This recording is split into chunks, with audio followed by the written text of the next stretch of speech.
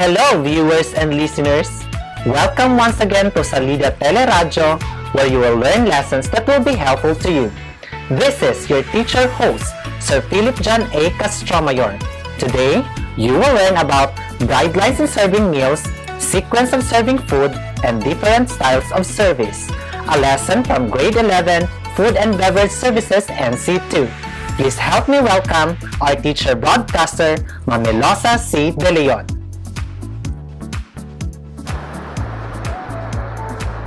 Good day, dear learners!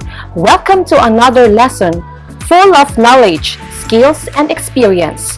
I am your teacher broadcaster, Melosa C. De Leon from La Filipina National High School. Join me as we start another fun and exciting lesson in Food and Beverage Services NC2. Today's lesson will be the source of information that will enable you to acquire the necessary things in Food and Beverage Services NC2. After listening to this episode, students are expected to familiarize the guidelines in serving meals, discuss sequence of serving food, be aware of the importance of the service styles offered by a restaurant. Our most essential learning competency is serve food orders and assist diners. Have you tried dining or eating in a restaurant? What have you observed in their styles of service? We will be learning more of that today.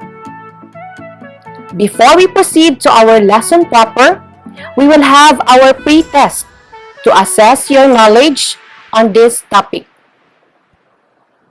Let us try to identify the following sentences, whether true or false. Please observe honesty in answering at all times. Are you ready, students? Again, answer true if the statement is correct, and answer false if the statement is incorrect. Observe honesty at all times. Number 1. Serve all foods such as appetizers, soups, salads, entrees, and desserts from the left of the guest with your right hand. Is it true or false? Again, serve all foods such as appetizers, soups, salads, entree, and desserts from the left of the guest with your right hand. Number 2. Always use a tray in bringing food or beverages to the table or in taking dishes and other utensils to the kitchen. Is it true or false? Again, number 2, always use a tray in bringing food or beverages to the table in taking dishes and other utensils to the kitchen. Number 3, you can touch with your hands the rims of the plates or dishes and glasses. Is it true or false? Again, you can touch with your hands the rims of the plates or dishes and glasses. Number 4. Coffee pots should be placed on the table for refill with underliner. Is it true or false? Again, coffee pots should be placed on the table for refill with underliner. Number 5. The waiter must always serve gentlemen first. Is it true or false? The waiter must always serve gentlemen first. You have successfully answered our pre-test. Later, we will know the answers after the discussion. Let us proceed to our discussion proper. Okay, guidelines in serving meals. Number 1. Women and elderly people are served first, out of traditional courtesy, unless the party consists of a host or hostess entertaining friends. In that case, begin with the guest of honor at the host's right. Continue serving the table counterclockwise. And then, Serve all foods such as appetizers, soups, salads, entree, and desserts from the left of the guest with your left hand. This eliminates the possibility of elbowing the customer or to avoid collision. Another is never reach across a guest. If necessary, an apology should be made. Number 4. Fill the glass 2/3 full on the table. Never lift the glass off the table to fill. The waiter must always serve ladies first. Coffee pots should be placed on the table for refill with underliner. Soiled dishes should be removed only when everybody has finished eating. That is in fine dining. However, you may remove it promptly when requested. Number 8. The waiter must always have a clean napkin or clean dish towel dropped over his arm in readiness for an emergency. Number 9. Replace dropped articles with the clean ones. Never pick up the dropped items and place it back on the table. Number 10. Always use a tray in bringing food or beverage to the table or in taking dishes and other utensils to the kitchen. Number 11. Clean ashtrays continuously. Use the clean ashtray as cover to the dirty one before removing from the table. Never touch the rims of the plates or dishes and glasses. Number 13. Be alert to the needs of the guest, keeping their water glasses full and watch to see if they are ready for the next course. Okay, sequence of serving food. Number 1. The course that is usually served first is the appetizer. The appetizer is a food item served before the meal, such as shrimp cocktail, oyster on a half shell, fruit or juice. In a traditional restaurant, the first course is placed on a small plate called an appetizer plate and centered before the guest. A seafood or cocktail fork is brought with a shrimp cocktail or oysters. It is either placed on the right-hand edge of the underliner or inverted into the bowl of the outside spoon of the table setting. In less formal restaurants, appetizers like chicken fingers or nachos may be served in a special divided dishes and may or may not be served with underliner. Next is the soup. Soup may be served in a place of appetizer or as a second course. So after the appetizer is the soup.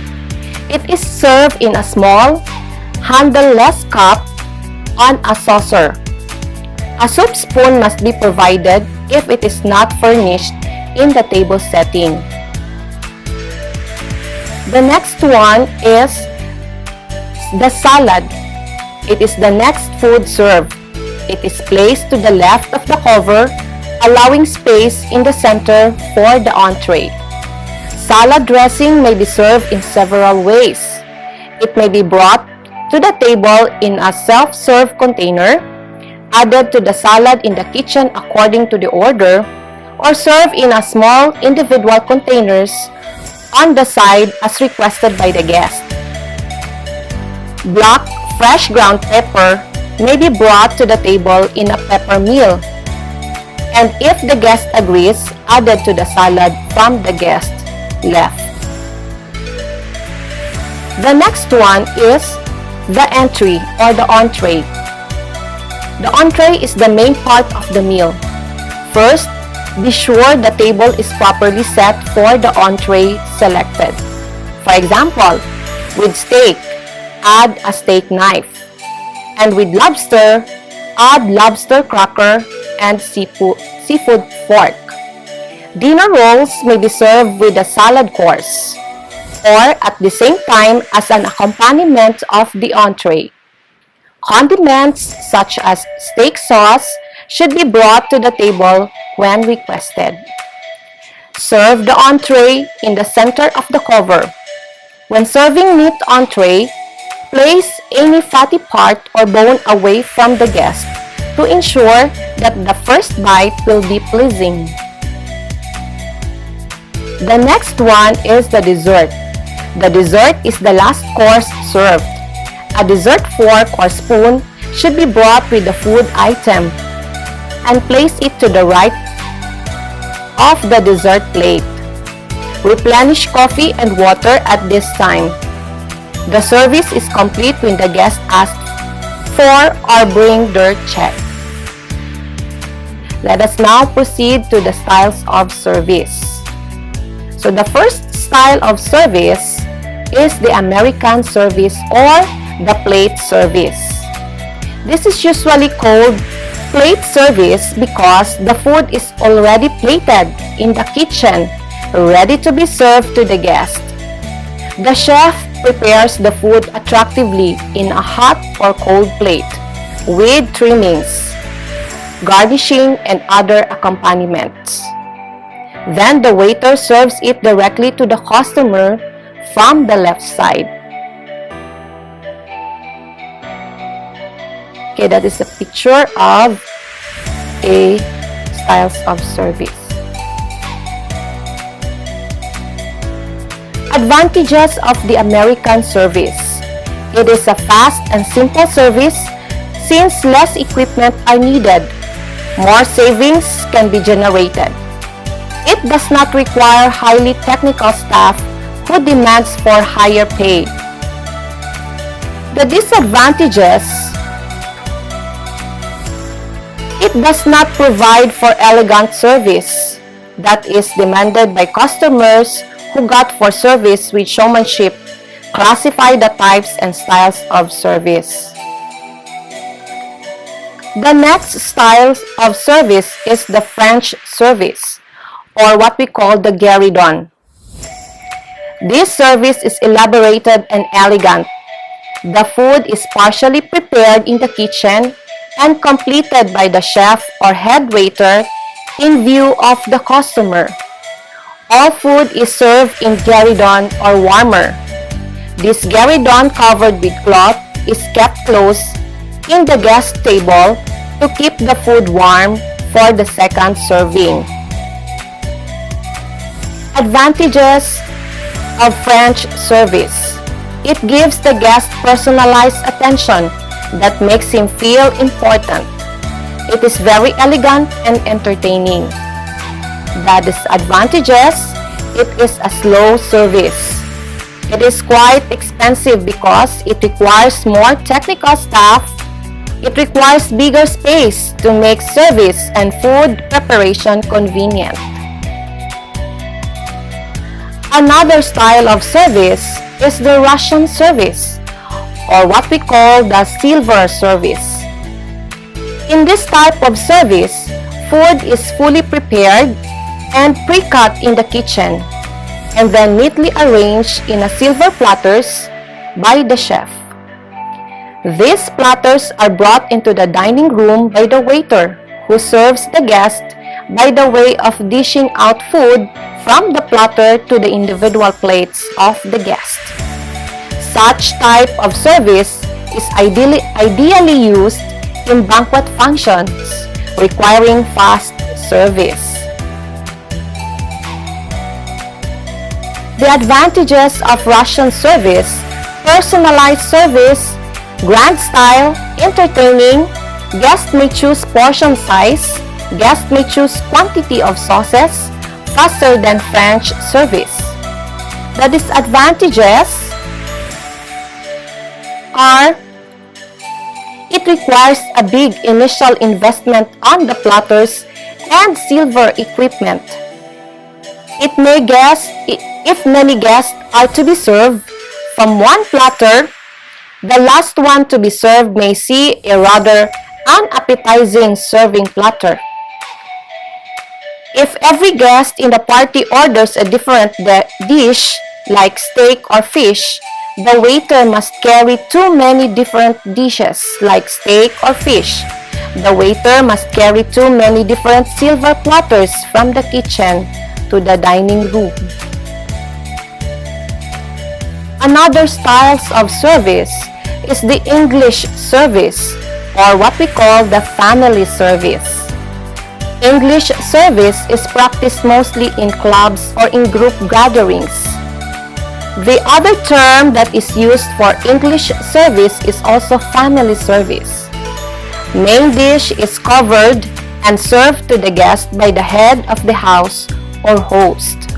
Vegetable accompaniments are placed on the table for self-help. So in short, the family service is parang nasa bahay lang, no? Andyan si mama, siya yung host na nagsiserve sa kanyang mga anak. Okay? So this type is used when there is a minimum service required from the waiter. Usually used in clubs. Waiter can manage more covers, very little actual service. So parang nasa bahay lang dyan si mama. The next one is the buffet service or the banquet service. This is also called self-service and is normally used in banquet functions and some restaurants. Food is attractively arranged on a long table, classified and arranged according to proper sequence, from appetizers to desserts. Soup is placed on a soup tureen and the hot entrees on a chafing dish to keep them warm. Some equipment like dinner plates and saucers are laid down right on the buffet table. Instead of the waiter serving the guests go to the buffet table to serve themselves. Advantages of a buffet service: it is a fast service. It requires fewer staff to render the service needed. The presentation of different dishes can be very appetizing. The disadvantages naman, it may result in a shortage of food, especially when early one gets more servings. Thus, very little food is left for the latecomers. Food cost is higher than when it is set-down dinner. Let us now answer our pre-test by answering true or false. Number 1. Serve all foods such as appetizers, soups, salads, entree, and desserts from the left of the guest with your right hand. The answer is false. Number 2. Always use a tray in bringing food or beverages to the table or in taking dishes and other utensils to the kitchen. The answer is true. Number 3.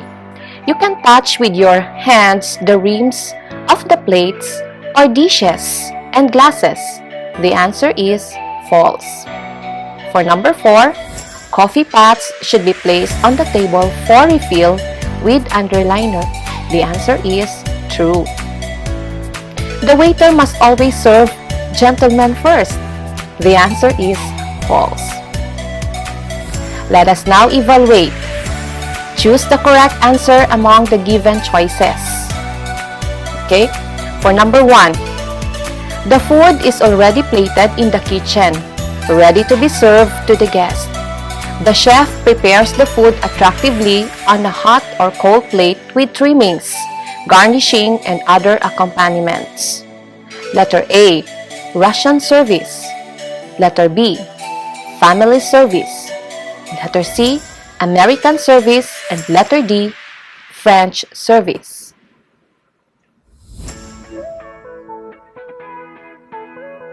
And the answer is letter C. For number 2, the food is partially prepared in the kitchen and completed by the chef or head waiter in view of the customer. All food is served in gueridon or warmer. Letter A, Russian service. Letter B, family service. Letter C, American service. And letter D, French service.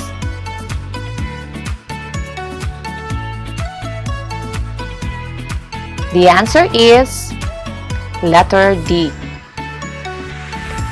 For number 3, the food is fully prepared and pre-cut in the kitchen and then neatly arranged in a silver platters by the chef. Letter A, Russian service. Letter B, English service. Letter C, American service. And letter D, French service.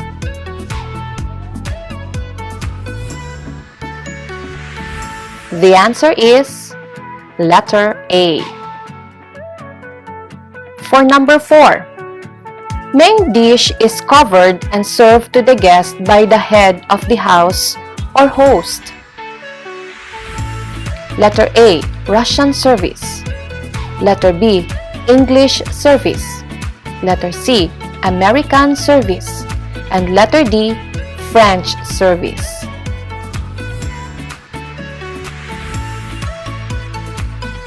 The answer is letter B.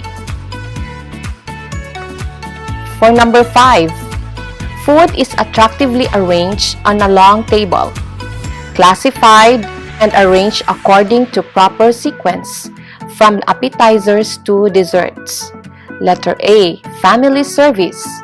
Letter B, cafeteria service. Letter C, buffet service. And letter D, fast food service.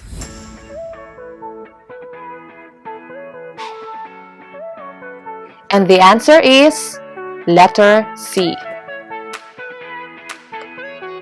For our assignment, direction. As we advocate time, consciousness, and honesty or watch, produce a 3-minute video presentation on the sequence of serving food, applying the guidelines in serving. For our rubrics, correct sequence 10 points and applying the guidelines 5 points. We are finally done with our discussion. I hope that you have learned a lot in our session today. In our next episode, we will discuss another fun and exciting lesson. I am Teacher Melosa Castrense de Leon. See you again next time only here at Salida La Filipina. Good day!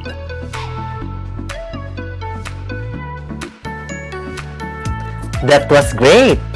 Thank you, Ma'am Melosa. Thank you, viewers and listeners, for tuning in.